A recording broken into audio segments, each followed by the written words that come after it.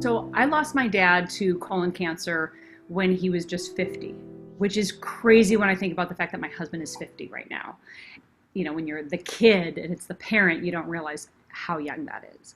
Usually you would get your colon checked 10 years prior to the diagnosis of your parent. So for me, that would have been 38. And I actually started earlier. I think I started at least 35 getting colonoscopies. My mom was very insistent about us making sure that our gut health and our colon health was there, and there were no precancerous lesions or polyps or anything like that. Being my own best health advocate is something that I didn't realize I was doing with the colonoscopies early on, and I was doing them every 3 years, or I still am. But when I was diagnosed, or I should say blindsided by breast cancer at age 40, back in 2014, I never realized how important it was to be your own best health advocate. It's really, I made that my mission, to help people become empowered to take control of their own health.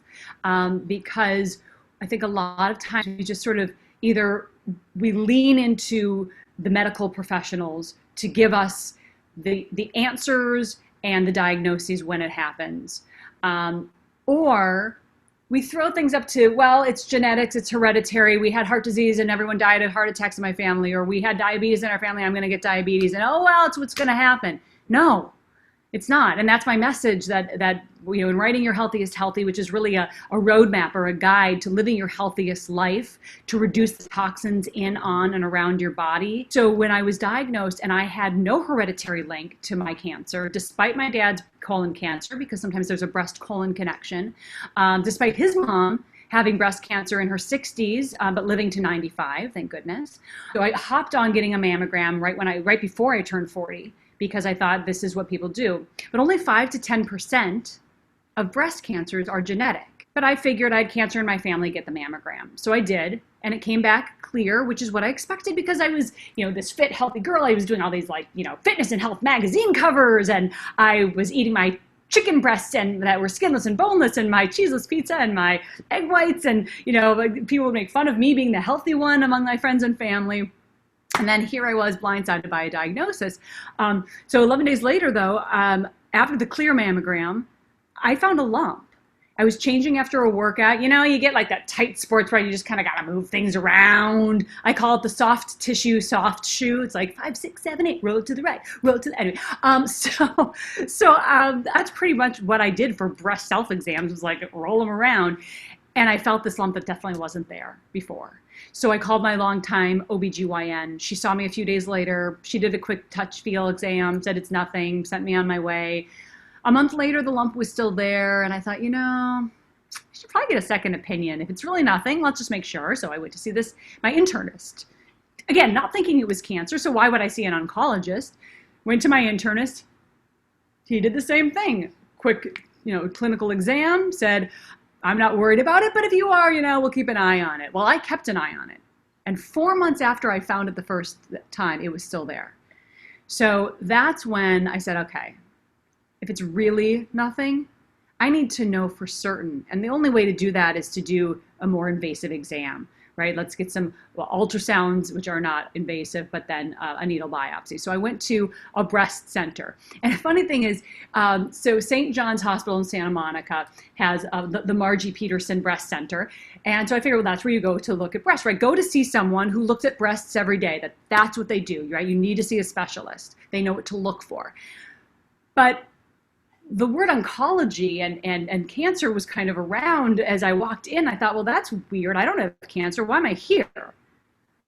But that's where they look for, right? That's the type of place that's a breast center. They're looking to see if you have breast cancer.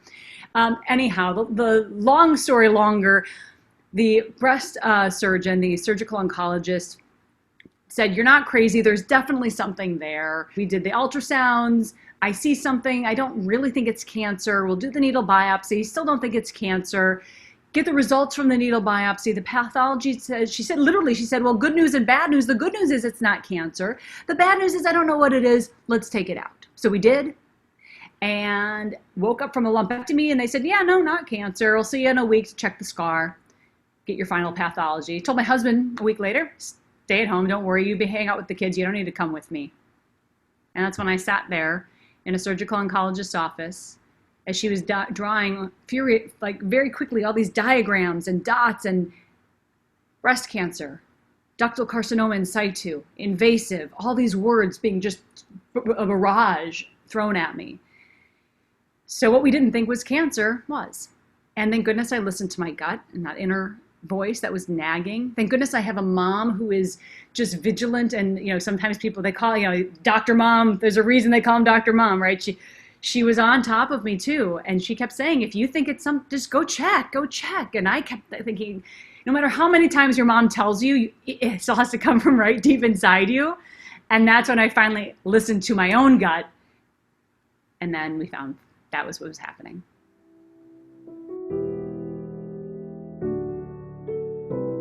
So what's interesting is that my actual cancer was quite small, but what we think we figured out in retrospect is that the cancer cells had kind of glommed onto something that was not cancerous. So, I want to say it was kind of, well, maybe that's a little bit, maybe like that. It was sizey enough that, you could almost see it protruding from the skin a little bit. Look, I'm a smaller chested girl, so that made it easier. I have dense breasts, so that makes it usually more challenging, but because of its placement, it was on the front side, not on the rear side behind the tissue, so thankfully, it was on the surface, and so it was near the surface, so it really pushed the skin out just enough that I even said to my husband, like, am I crazy? Do you see a lump here? He's like, I see something. The interesting thing is to do a proper breast exam. The touch is actually, it's a 3-finger touch, and it's circular motions, and you start, and hopefully this isn't too crass that I'm touching my breast on TV, or on a virtual thing, but that it's circular motions, and it's really not. You're not pressing deep down. So I think there are a couple of layers. But the layer to not miss is that it can be a very small little pebble, and it can actually be really on the surface. So the pressure is almost like someone has a very, very painful bruise and you don't want to hurt them, but you need to put some cream on it, like arnica gel or something. So just a very gentle, and then you go a little bit deeper all the way around again, and then you go a little bit deeper from that all the way around, so that you can push through all the layers. Now that I have the implants from the reconstructive surgery, and I have no tissue left, I still have to do it, because if, God forbid, the cancer came back, it would just be right under this, the skin layer. So I have to just touch very gently, because it would only be at that layer. And also not to forget the armpit, because if there is lymph node involvement, you can't always feel it. But kind of digging into and around and feeling in the armpit is also, and knowing what's your normal is really important, right? For instance, getting really personal here, but my lymph nodes in my groin, which is another area that you have your lymph nodes. You have lymph nodes here, you have them under your armpits, you have them in your groin. So in my groin, I can actually see, my lymph nodes are like kind of large, that I can actually see them when I'm standing naked in front of the mirror, and I can really feel them. They're very palpable. But on my armpits, I couldn't. So in that respect, knowing that that's my normal, because I remember I went to see, I think it was one of the oncologists or an internist who was doing an exam. They're like, wow, your lymph nodes in your groin are they're really large. And then they asked me, well, is that normal for you? Well, if I hadn't known that that was normal for me, we would have been on high alert.